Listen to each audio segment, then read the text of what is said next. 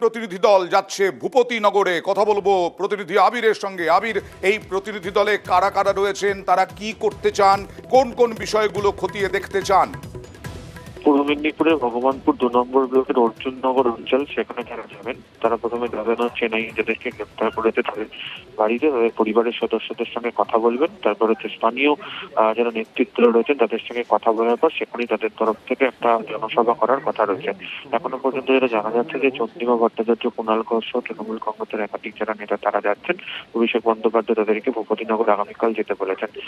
তো তৃণমূল কংগ্রেসের কি অবস্থান তা আজকে মমতা বন্দ্যোপাধ্যায় নিজেই জানিয়ে দিয়েছেন। সেই পরিপ্রেক্ষিতেই তাদের তরফ থেকে এজেন্সির অতি সক্রিয়তা ইতিমধ্যে ক্ষোভ প্রকাশ করা হয়েছে।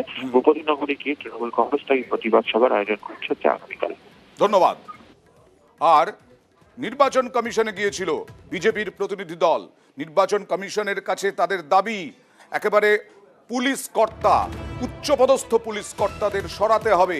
এই নিয়ে নির্বাচন কমিশনও আজকে তৎপর হয়েছে। এই ঘটনা ঘটার পরে মুখ্য সচিবের কাছে রিপোর্ট চাওয়া হয়েছে, ডিএম এর কাছে রিপোর্ট চাওয়া হয়েছে। এই সব নিয়ে শুভেন্দু অধিকারী কি বলছেন দেখুন।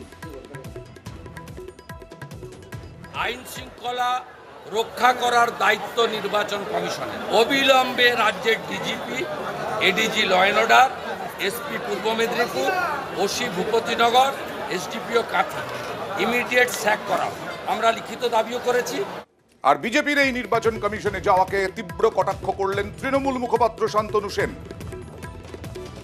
আসলে সমস্যা হচ্ছে, দেশে একটা জমিদার রাজ চলছে। সেই জমিদার নিজে বসে ঠিক করছে নির্বাচন কমিশনের সদস্য কে হবে। তারপর তিনি নিজেই বলছেন নির্বাচন কমিশন বাংলার প্রতি বেশি নজর রাখবে। তারপর কেন্দ্রীয় এজেন্সি দিয়ে অশান্তি তৈরি করছে, পুলিশকে না জানিয়ে কেন্দ্রীয় এজেন্সিকে পাঠিয়ে দিয়ে স্থানীয় মানুষদের সাথে বিশৃঙ্খলা করাচ্ছে, মাঝরাতে লোক পাঠিয়ে অ্যারেস্ট করাচ্ছে। নির্বাচন কমিশন কোনো কারণ না থাকা সত্ত্বেও 24 ঘন্টায় 3বার ডিজি বদল করছে। এটা যথেচ্ছাচার চলছে। এর যোগ্য জবাব নির্বাচনের মধ্যে দিয়ে মানুষ দিয়ে দেবে। আর এদিকে তদন্তে গিয়ে ফের আক্রান্ত কেন্দ্রীয় এজেন্সি। এবার পূর্ব মেদিনীপুরের, যেটা বললাম,